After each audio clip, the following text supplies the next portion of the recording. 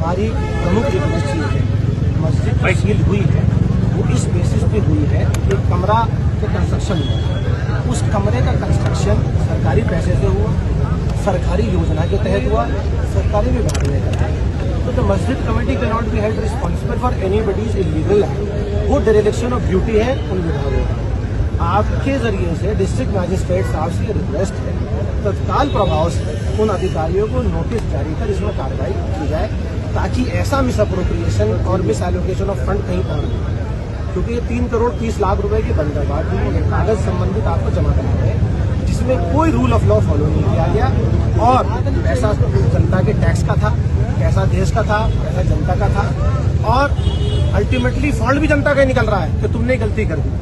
तो जो जिम्मेदारी उनकी थी उसे पूरा करें।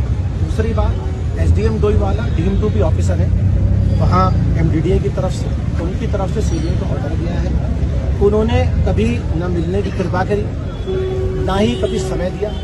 एमडीडीए में भी कई बार हम लोग गए, वहाँ धरना प्रदर्शन भी किया।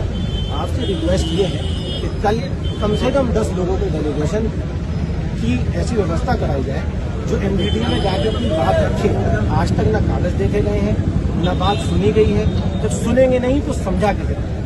हमारा ये मानना है कि डायलॉग जरूर होना चाहिए। जो इलीगल होगा हम उसके साथ नहीं खड़े, लेकिन जो सारे रूल ऑफ लॉ को एक तरफ करके एक ड्रैकोनियन वे में अगर सीलिंग डेमोलिशन इस तरह होगा तो हम भी इस देश के नागरिक हैं, हमें इसका दुख है। और अगर ये ऐसे होगा तो देखिए फिर हम सरकार से, जिम्मेदार लोगों से सवाल करने का अधिकार इस कॉन्स्टिट्यूशन ने दिया और हम उसको करेंगे, बार बार करेंगे। और